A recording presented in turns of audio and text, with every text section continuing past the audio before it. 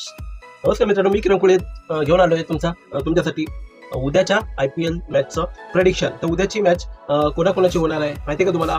नाही ना? तर दिल्ली वर्सेस कलकत्ता, ठीक आहे, DC वर्सेस KKR. तर उद्याची तारीख आहे मित्रांनो 8 मे, ठीक आहे. 8 मेला 2026 रोजी ही मॅच घटित होणार आहे. ही मॅच कुठे खेळवली जाणार आहे, इकडची पिच कशा प्रकारची असेल या स्टेडियमवरची, तिथे कुठले फिल्डर चांगला परफॉर्मन्स करून दाखवू शकतात, कुठले बॅट्समॅन चांगले चालतील, कुठले बॉलर चांगला परफॉर्मन्स करून दाखवतील, ठीक आहे. तर आणि प्लेइंग 11 काय असेल या दोन्ही संघाची, याविषयी थोडक्यात माहिती घेऊन मी तुमच्यासमोर आलेलो आहे. तेव्हा व्हिडिओ हा कुठेही स्किप करू नका, सोडून जाऊ नका, जेणेकरून तुमच्यापासून ही माहिती अपुरी राहील, ठीक आहे. तर स्टार्ट करूया. तर मित्रांनो, उद्याची जी मॅच खेळवली जाणार आहे दिल्ली वर्सेस कोलकाता, ठीक आहे. ही मॅच होणार आहे दिल्लीच्या ग्राउंडवर, फेमस ग्राउंडवर, अरुण जेटली स्टेडियम. हे स्टेडियम कशा प्रकारचं आहे ते तुम्हाला माहितीच आहे. छोटं स्टेडियम आहे आणि इथे मॅच ज्या झालेल्या आहेत त्या बॅटिंग फ्रेंडली पिचवर होतात जास्त, आणि मोठा स्कोर होतो असं आपल्याला जास्त वेळा दिसून आलं. पण काही पिच आहेत की तिथे छोटा स्कोर सुद्धा होतो. छोटा स्कोर म्हटला तरी 160-170 पर्यंत हा स्कोर होतोच, ठीक आहे, छोटा स्कोर. आणि मोठा स्कोर बघायला गेलं तर 190 ते 230-40 पर्यंत असा स्कोर, मोठा स्कोर होतो, ठीक आहे. ते टीमवर डिपेंड आहे की टीमची प्लेइंग 11 कशा प्रकारची आहे ती, ठीक आहे. तर मित्रांनो, आजची जी मॅच घटित होणार आहे उद्याची, ती दिल्ली वर्सेस कलकत्ता, ठीक आहे, अशी होणार आहे. तर ही अरुण जेटली स्टेडियमवर खेळवली जाणार आहे. अरुण जेटली स्टेडियमची पिच पाटा टाईप असते, म्हणजे तिथे बॅटिंग फ्रेंडली म्हणू शकता तुम्ही. बॅटर्सना जास्त मोका मिळतो या पिचवर टिकून राहून मोठा स्कोर टीमसाठी बनवण्याचा. तर इथे जवळजवळ स्कोर होतो, मी सांगितलं की 190 ते 230 पर्यंतचा स्कोर आपल्याला इथे होताना दिसू शकतो. पण ते कुठली टीम फॉर्ममध्ये आहे, कुठले बॅटर्स फॉर्ममध्ये आहेत, कोणत्या टीमचे, त्याच्यावर डिपेंड आहे. तर मी सांगेन कुठली टीम अगोदर खेळली तर मोठा स्कोर होऊ शकतो, कुठली टीम नंतर खेळली म्हणजे असं ते मी तुम्हाला सांगतो तसं, ठीक आहे. तर अशा प्रकारची ही अरुण जेटली स्टेडियमची पिच आहे, ठीक आहे. बॅटिंग फ्रेंडली मानलं जातं, पण कधीतरी बॉलिंग ही इथे चालते आणि स्कोर थोडासा कमी होतो, ठीक आहे. तर आतापर्यंत ह्या क्रिकेट ग्राउंडवर 102 मॅच खेळवल्या गेलेल्या आहेत. बॅटिंग फर्स्ट करताना 49 मॅच जिंकलेले आहेत, तर बॅटिंग सेकंड करताना 53 मॅच जिंकलेले आहेत. म्हणजे इथे चेसिंग अवेलेबल आहे मित्रांनो. ह्या स्टेडियमवर कुठलाही स्कोर सेफ नाही आहे. मोठा स्कोर जी बॅटिंग फर्स्ट करेल त्या संघाला बनवावं लागणं गरजेचं आहे, कारण जर चेसिंग करणारी टीम मजबूत असेल तर ती चेसिंग करू शकते असं आपल्याला दिसून येतंय रेकॉर्डवरून, ठीक आहे. एकही मॅच टाय झालेली नाही आहे. सगळ्या मॅचचा हा लागलेला आहे, रिझल्ट लागलेला आहे. एव्हरेज स्कोर ह्या ग्राउंडवरचा एव्हरेज स्कोर 175 असल्याचा आपल्याला दिसून येतो. हायेस्ट स्कोर 278 पर्यंतचा आहे, SRH ने मारलेला आहे 3 विकेट गमावून. तर लोएस्ट स्कोर हा 66 वर 10 विकेट असा खुद्द दिल्लीचा आहे. म्हणजे दिल्लीचं होम ग्राउंड असून त्यांचाच लोएस्ट स्कोर ह्या स्टेडियमवर असल्याचा आपल्याला दिसून येतोय, ठीक आहे. तर मित्रांनो, आता आपण हेड टू हेड ह्यांचा रेकॉर्ड काय आहे हे थोडंसं बघूया. हेड टू हेड बघायला गेलं तर दिल्लीने 2 मॅच जिंकलेले आहेत या स्टेडियमवर, तर 3 मॅच या कलकत्त्याने जिंकण्याचं आपल्याला दिसून येत आहे, ठीक आहे. तर कलकत्ता आणि दिल्ली ह्याच्यामध्ये हेड टू हेड रेकॉर्ड बघितला तर जे म्हणजे वजन कोणाचं जास्त वाटतंय तर कलकत्त्याचं जास्त वाटतंय, ठीक आहे. कारण ते 3 मॅच जिंकले, हे 2च मॅच जिंकले. लास्ट 5 मॅचमध्ये या IPL मध्ये बघायला गेलं तर दिल्ली फक्त एकच जिंकलेली आहे मॅच, बाकी सगळे हारलेले आहेत. तर कलकत्ता हे 3 मॅच जिंकलेले आहेत, ठीक आहे. पण गेले 2 मॅच ही दोन्ही संघ हारलेले आहेत, ठीक आहे. पण इथेही जे पारडं आहे ते कोलकाता संघाचं जड आपल्याला दिसून येत आहे, ठीक आहे.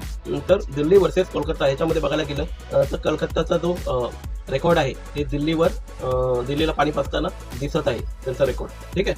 तर असा आहे ह्याच्यावरचा अरुण जेटली स्टेडियमवरचा रेकॉर्ड, ठीक आहे. तर ह्या आता पाटा पिचवर दिल्ली आणि कलकत्ता आपल्या टीम प्लेइंग 11 कशा प्रकारे उतरवते ते आपण थोडक्यात बघूया. ठीक आहे, कोण कोण प्लेइंग 11 मध्ये असू शकतं हे थोडक्यात मी आता तुम्हाला सांगतो. दिल्लीची प्लेइंग 11 म्हटलं तर KL राहुल आणि प्रत्युम निसंका हे बऱ्यापैकी सुरुवात करून देतात. KL राहुल कन्सिस्टंट परफॉर्मन्स आपल्याला दिल्लीला करून देतोय आणि कंटिन्यू रन बनवतोय.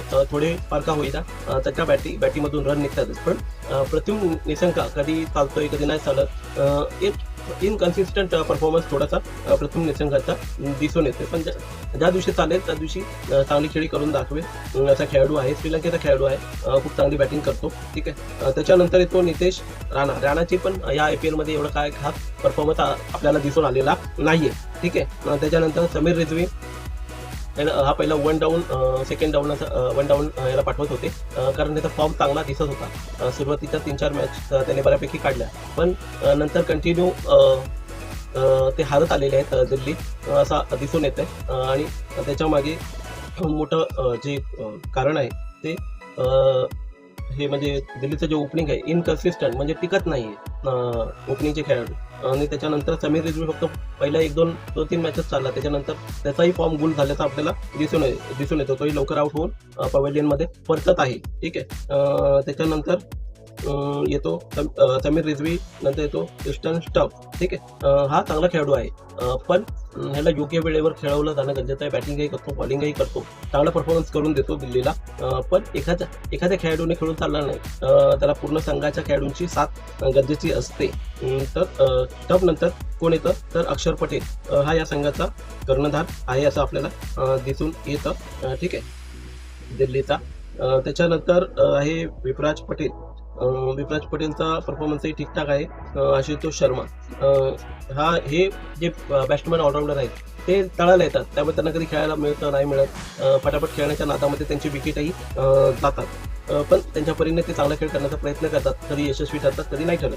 ठीक आहे, त्याच्यानंतर कायले जेमिन्सन हा बॉलर आता सध्या 2-3 मॅचमध्ये आपल्याला दिसतोय चांगला परफॉर्मन्स करताना. ठीक आहे, तर कायले जेमिन्सन बॉलिंगही चांगली करतो आणि वेळेला बॅटिंगही चांगली करतो. त्याला वरती बढती देण्याची गरज आहे. तर वरचे बॅट्समन जर फ्लॉप ठरत असतील तर नक्कीच हे ऑलराऊंडर जे आहेत बाहेरगावचे कायले जेमिन्सन सारखे, तर त्यांना नक्कीच आजमावलं पाहिजे दिल्लीने, जेणेकरून त्यांचा जो परफॉर्मन्स आहे तो सुधारेल. ठीक आहे, तर कायले जेमिन्सन चांगली बॉलिंग करतो, तेवढं बॅटिंगही करतो. त्यानंतर मिचेल स्टार्क. ठीक आहे, मिचेल स्टार्क हा चांगला फास्टर बॉलर आहे ऑस्ट्रेलियाचा, दिल्लीकडनं खेळत आहे सध्या.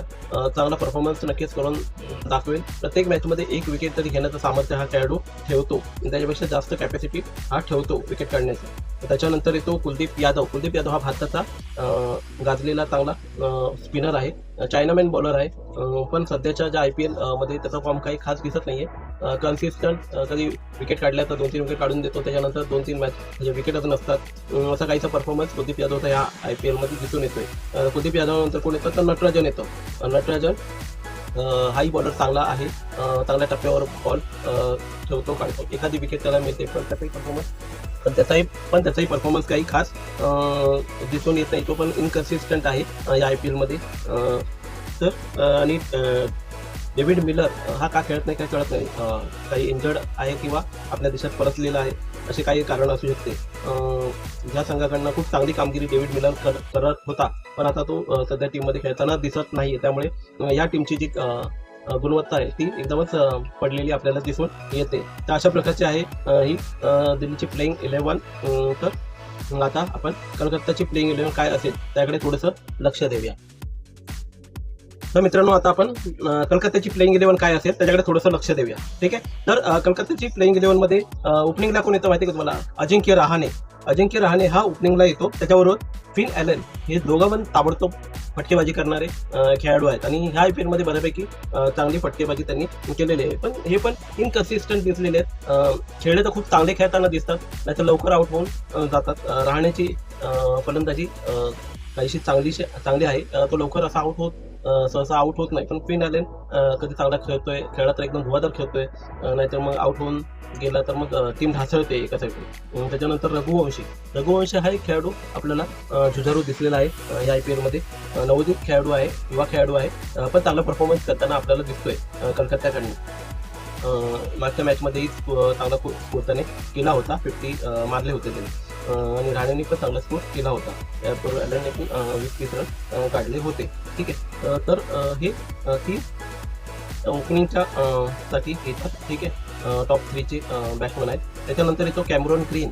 कॅमेरॉन ग्रीन ऑलराऊंडर खेळाडू आहे, बॅटिंगही करतो आणि बॉलिंगही करतो. पण या सगळ्यांचा परफॉर्मन्स IPL मध्ये साधारण दिसून येतोय, त्याच्यामुळे टीम कुठेतरी ढासळण्याची दिसून येते. ठीक आहे, त्याच्यानंतर आहे रिंकू सिंग. रिंकू सिंग खाली खेळायला येतो, त्यामुळे एवढा काही चान्स त्याला मिळत नाहीये. तो जेव्हा त्याला परफॉर्मन्स करायला मौका मिळतो तेव्हा तो नक्कीच आपला खेळ दाखवतो. फक्त त्याला थोडासा वेळ जास्त मिळण्याची गरज आहे. त्याला वरती खेळवलं गेलं तर एक चांगला बॅट्समन भारताला सुद्धा मिळू शकतो. ठीक आहे, त्याला जास्तीत जास्त वेळ वरती पाठवण्याची गरज आहे. ठीक आहे, त्याच्यानंतर रोमेन पॉवेल ऑलराऊंडर खेळाडू आहे, बॅटिंग आणि बॉलिंग दोन्ही प्रकारे परफॉर्मन्स करतो. हाही इनकन्सिस्टंट दिसलेला आहे IPL मध्ये.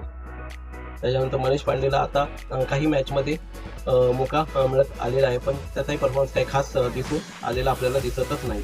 सुनील नारायण हा ह्याच्यातला हिरा खेळाडू आहे, बॉलिंगने परफॉर्मन्स करतो, त्याबरोबर बॅटिंगही करतो.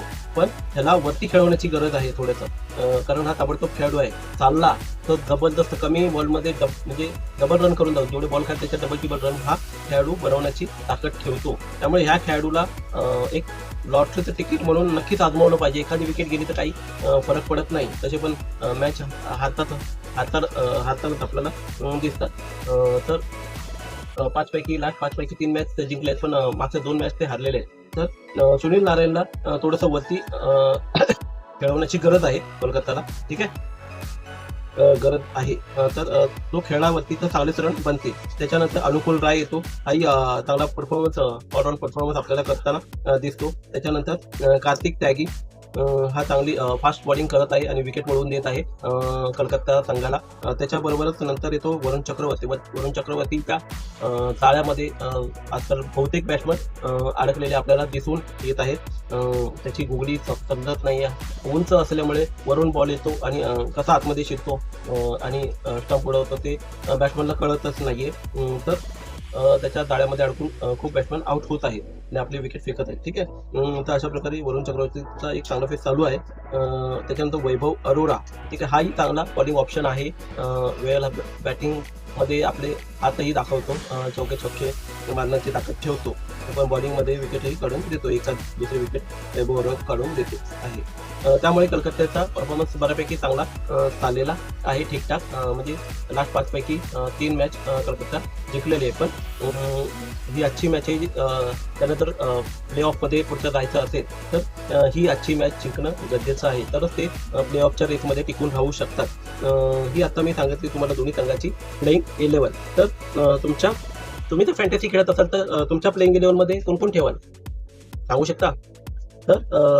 तर माझी प्लेइंग 11 मी बनवली तर माझी प्लेइंग 11 मध्ये कोण कोण असू शकतं ते मी आता तुम्हाला थोडक्यात सांगतो. KL राहुल असेल माझ्या संघामध्ये एक झाला. त्यानंतर दुसरा अजिंक्य रहाणेला मी घेईन. ठीक आहे, त्याच्यानंतर प्रत्युम निसंकला त्याला नंतर बघतो. तिसरा मी घेईन स्टबला घेईन. ठीक आहे, त्याच्यानंतर चौथा घेईन फिन ॲलनला घेईन चौथ्या नंबर. 5व्यासाठी मी रघुवंशीला घेईन. त्याच्यानंतर 6व्यासाठी मी कायले जेमिसनला घेईन. 6वा कायदा जेमिसनला घेईन. 7व्याला मी रिंकू सिंगला घेईन. 8व्यासाठी मी सुनील नारायणला घेईन. 9व्यासाठी मी मिचेल स्टार्कला घेईन. त्याच्यानंतर 10व्यासाठी मी वरुण चक्रवर्तीला घेईन आणि 11व्यासाठी फास्ट बॉलरमध्ये कार्तिक त्यागीला घेईन. ठीक आहे, तर अशी काहीशी असेल माझी प्लेइंग 11.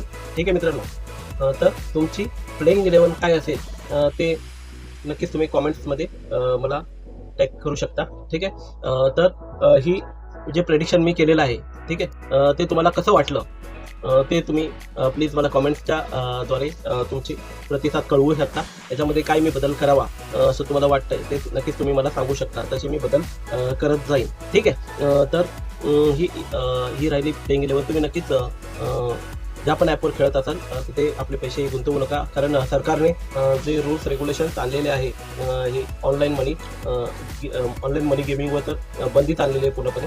पण कुठल्याही ॲपवर इनलिगल ॲपवर तुम्ही खेळू नका. फ्री टू प्ले ऑप्शन जिथे आहे तिथेच सध्या खेळा, कारण दुसरा ऑप्शन नाही आहे. रूल्स खूप कडक झालेले आहेत. तुम्ही अडकणार नाहीत कुठल्याही प्रकारे.